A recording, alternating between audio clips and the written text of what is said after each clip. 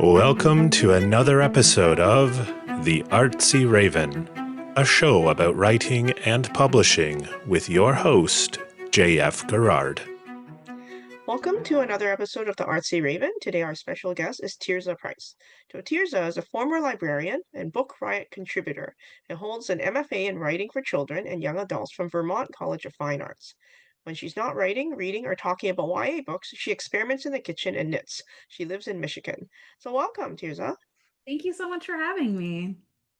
Now, can you tell us a little bit about first how you got into writing? Was it something you always wanted to do, or were you surprised by this path? Oh, and writing is something I've definitely always wanted to do from a pretty young age. So, I've always loved books. I've always loved the idea of creating my own stories. So that's something I've always really known that I wanted to do, but I don't think I always knew quite how to do it. Because growing up, I did not know any authors or writers. So for me, I kind of went like the traditional sort of book nerd path, and I was an English major in college. And while I was in college, I learned about MFA in writing programs. And so after I graduated from college, I got my MFA in writing, and I really learned a lot there. I will say, I don't think you have to have an MFA in order to become a writer or to be a published author at all. My MFA experience was amazing. It's definitely not a prerequisite if this is what you want to do. But for me, because I didn't really know any writers or authors, it was a really awesome experience because I got to kind of get like an inside look at like what that world was like and sort of the steps to become published. So that was a really, really amazing experience. Cool. Now, what drew you to YA as your main area of focus? I've always just really loved YA books. Like I kind of joke that I never really grew out of them. I'm a millennial. I came of age in like the golden like boom of YA. Just like growing up reading The Princess Diaries and Twilight came out when I was, I think, in middle school. And so like all of this stuff was just like, yes, it was like hitting right at the right time where I was just consuming it and consuming it and consuming it. And I just really fell in love with like that age range and like all of the possibilities I think that there are in YA. I think it's really interesting to like explore stories about like the teenage years because that's really when you're kind of becoming your own person Mhm. and you're sort of defining who you are and like how you are different from the adults in your life, and really figuring out like what matters to you. So I just find these stories really compelling. Okay, now you have a new book out, where you blend Jane Austen's world with like an Agatha Christie style mystery. So, what inspired you to write a book like this? Yeah, so my new book is the fifth book that I have written that is, Jane Austen characters meet murder mystery in a Regency period. I really love Austen and I really like mysteries, and a number of years ago I was kind of trying to like figure out like what's going to be my next book idea, like what am I going to invest a lot of time in because writing a book, as you know, takes a lot of Mhm. time. And I really wanted to write a mystery, but I wanted to kind of keep it fun. And at the time, I was working as a teen librarian, and teenagers were really going for the sort of genre mashups and especially like classic retellings. And so I had just like finished a session with my teenage book club where they had read A Study in Charlotte by Brittany Cavallaro, which is a gender bent modern day retelling of Sherlock Holmes. And they loved that book and they wanted more like it. And I was thinking, I'm recommending books left and right, but I was like, man, we need more like classic murder mystery retellings. And I was like, this is something I think I could do. So that was sort of like the spark of the idea. Where I was like, this could be really cool. Like, I think teenagers would really like this. And then I just kind of went off from there. But as it turns out, it's not just teenagers who really like the books. A lot of Jane Austen readers and adult readers who love Austen have really flocked to them, which I'm really grateful for. Now, I'm assuming you did a lot of research for this book. Did you have any favorite historical details or anything like that while you were writing? Yeah, I did a lot of research. I will say the books are slightly ahistorical, anachronistic, and that is intentional, just because in order to kind of like write the mystery and kind of get the characters doing what I'd want them to do and have that agency, you know, Lizzie Bennet can't be chaperoned all the time. Mhm. But I did do a lot of research because I still wanted it to feel like of that time period and really have that like Regency grounding. What was really fascinating is because I, having like read a lot of Austen and books of that time period, and you know, a lot of period pieces kind of set in that time. A lot of times you kind of see like the upper crust sort of side of society. And I didn't know a lot about like crime and how it was investigated, how it was, you know, possibly dealt with in the legal system. So I did a lot of research on that. And what's really cool is if you go to oldbailey.net, Old Bailey was the name for London Central Criminal Court. And there are case proceedings and a lot of interesting history, and transcripts for pretty much every case heard from like the late 1600s to like 1913, which is so cool because you can just like say, I want to read a case from like 1801 in which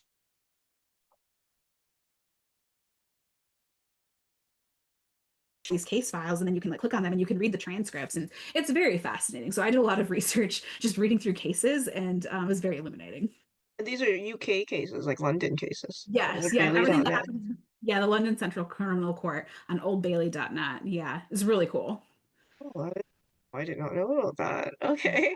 Um, Praise now, archivists who, you know, save all this information and then make it available for the public. okay, now you were a contributor to Book Riot. Like, can you tell me a little bit of what was that and what was the experience you Oh had yeah. there? So for 8 years, I was a contributor and contributing editor at Book Riot, which, if you're unfamiliar, is North America's largest independent review site for books. There's a really cool community of people who love books of all kinds. They are really passionate about diverse books. They're really passionate about, you know, genre fiction. There's no genre snobbery there.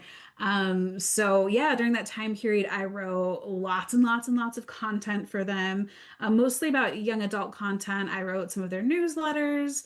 I was a podcaster for the All the Books podcast, with Liberty Hardy.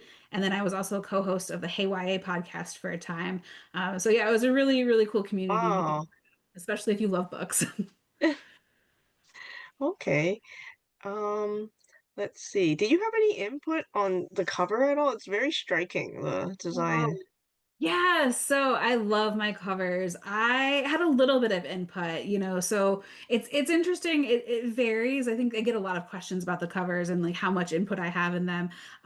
Which is like I get a little bit, but I don't really have a lot of say, which is probably a good thing because I'm, you know, not like the expert when it comes to book cover marketing and what the market's looking for and artists and everything. But when the new series, my Lizzie and Darcy spin-off series, was coming out, I was really hoping that like we could kind of do covers that matched like my first three books, which is the Jane Austen murder mystery series. And I was told like, oh, you know, we can't get the same artist, unfortunately, but we can try to kind of make them look similar. And so my publisher sent me like a slide deck of like a bunch of different directions that they could possibly go in, and they're like, which would you like? And I was immediately, my eye was drawn towards the work of Emma Congdon, who ended up illustrating my covers, because she does amazing, intricate cross stitch artwork. And she's also a cross stitch designer, which I thought was really cool. So not only is she like making the art look like cross stitch, she actually makes cross stitch patterns and sells them. She has an amazing store that you can look her up by just Googling Emma Congdon. And so I was like, oh my gosh, it would be so cool if you could get her to do the covers.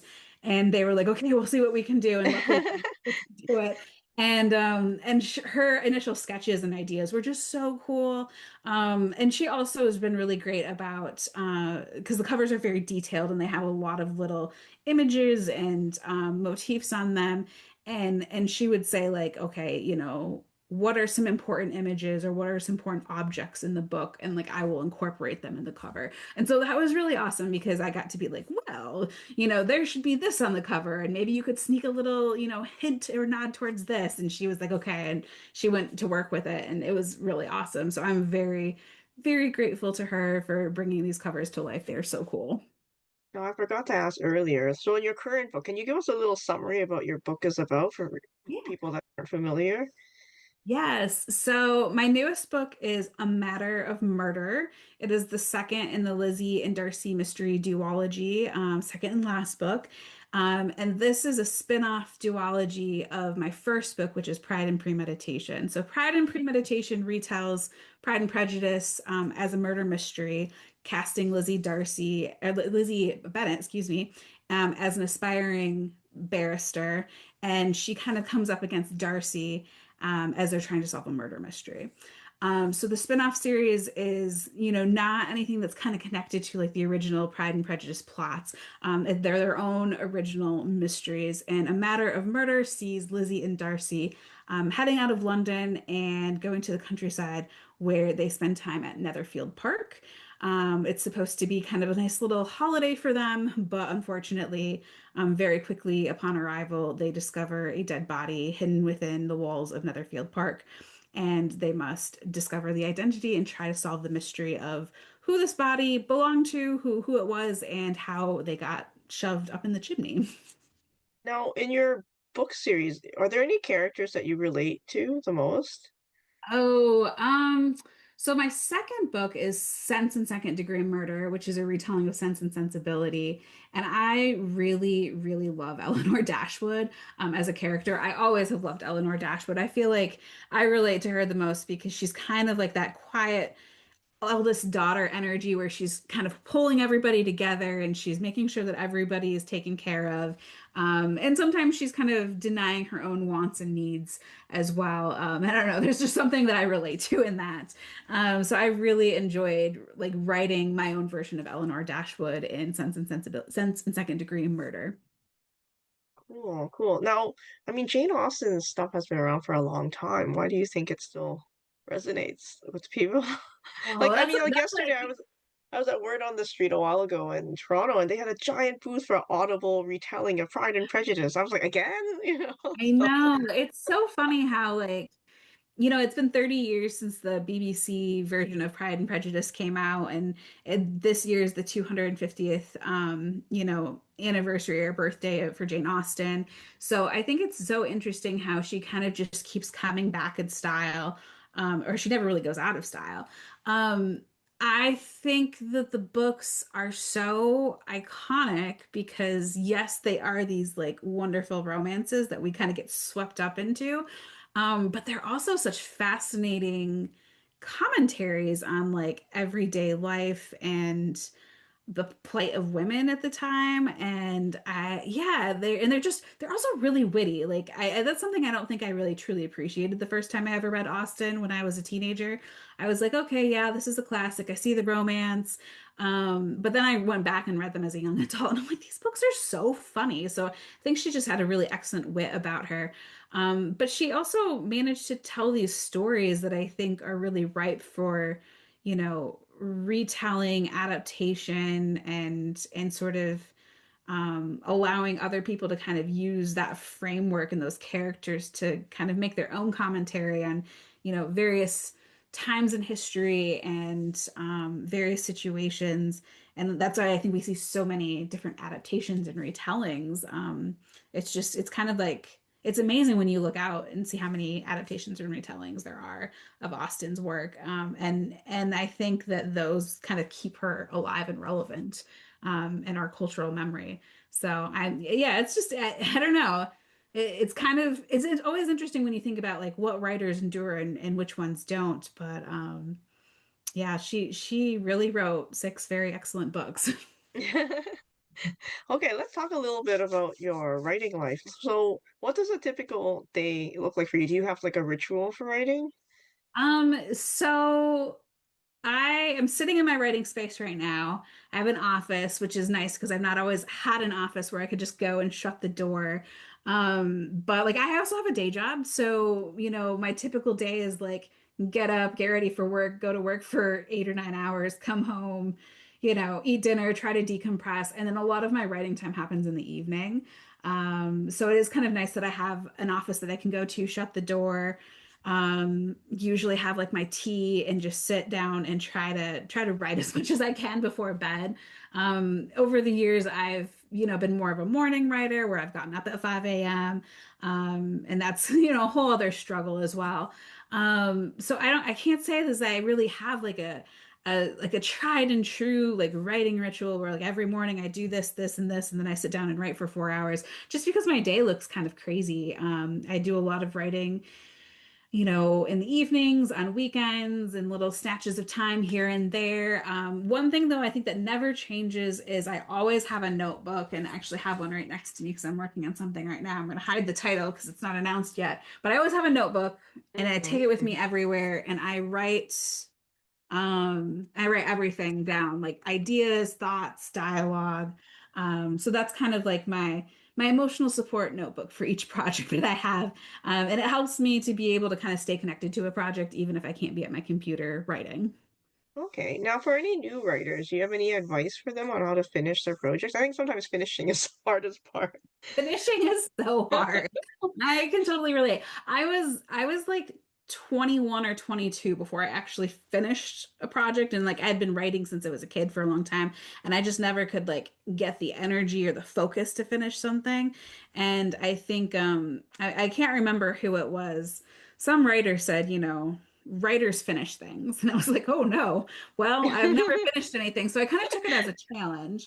Um, I would say, first of all, it does not have to be good, which I know we all want it to be good. We all want our writing to live up to, how we see it in our head.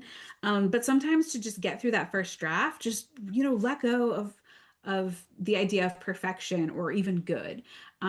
Just get it down on paper because you can always fix, something that's on the page, but you can't really fix a blank page.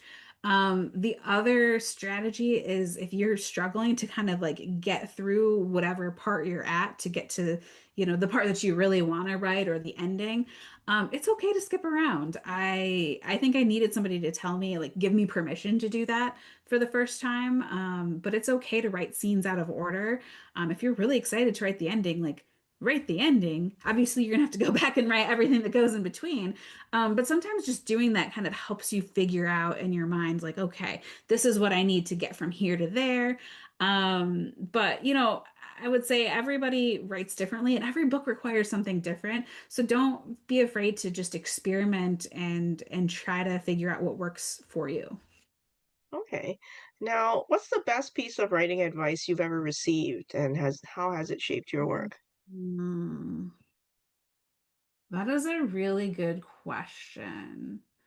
Um, when I was in graduate school, I was working on a book and I was sending it to my advisor and I was writing like all of these, delightful pages of dialogue with these characters just interacting and hanging out and doing funny things.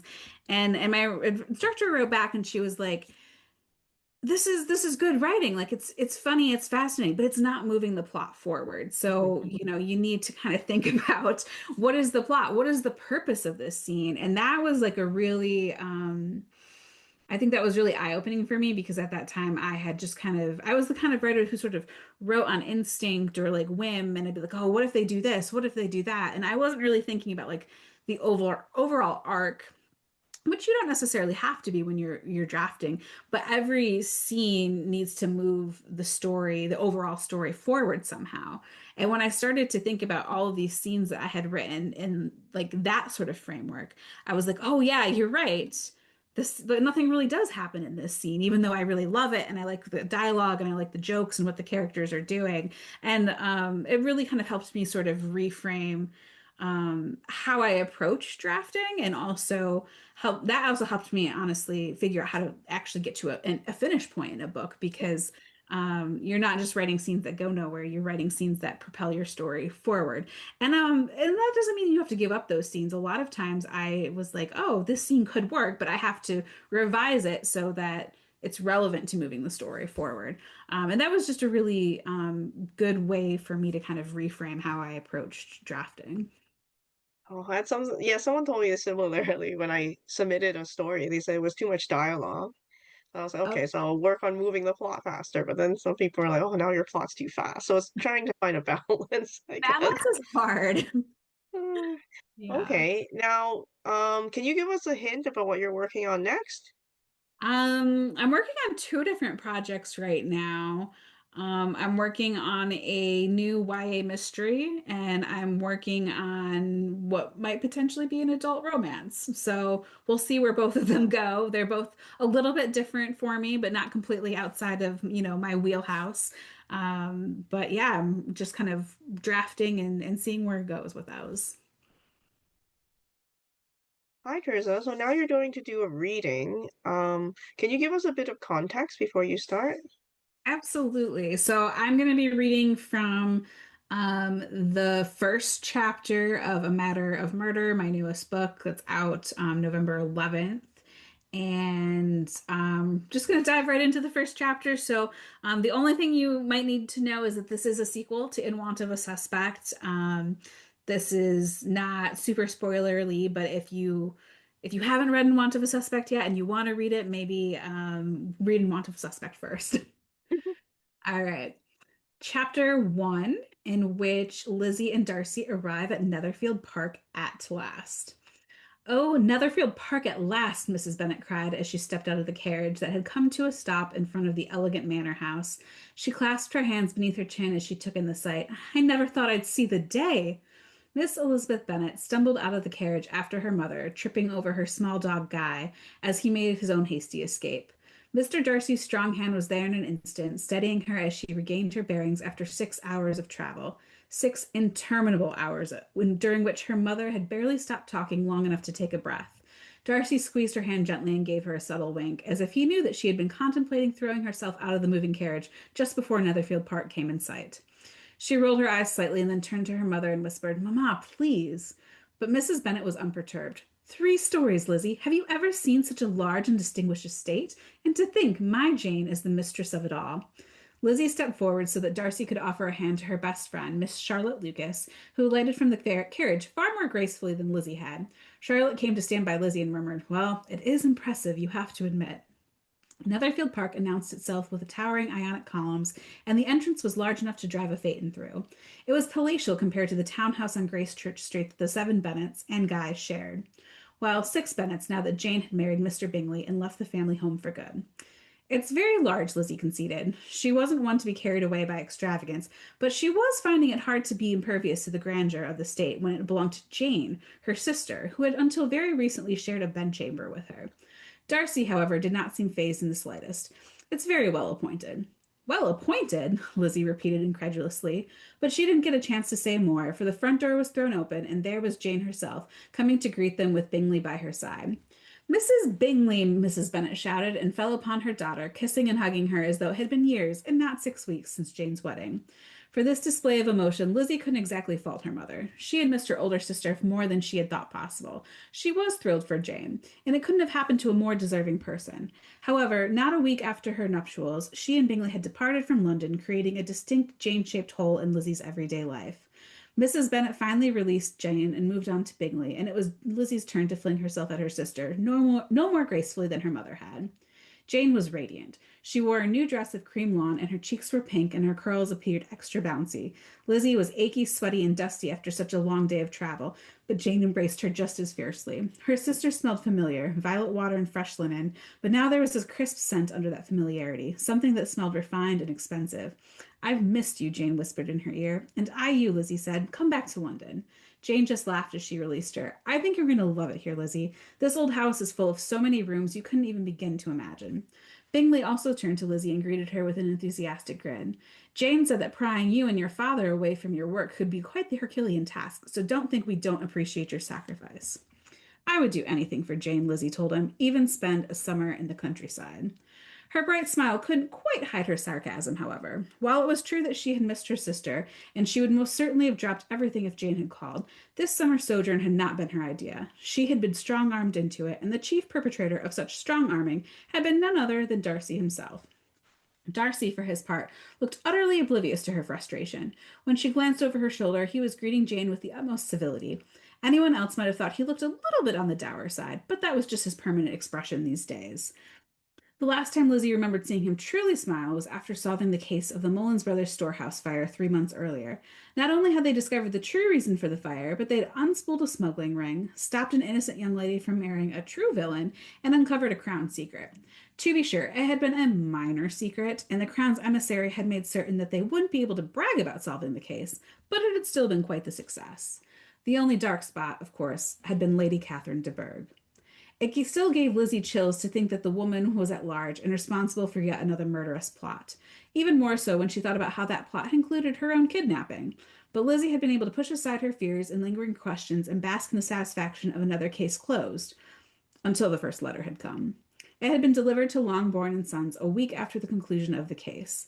It arrived on a creamy expanse of parchment, lavish in its wastefulness considering the brief message it contained.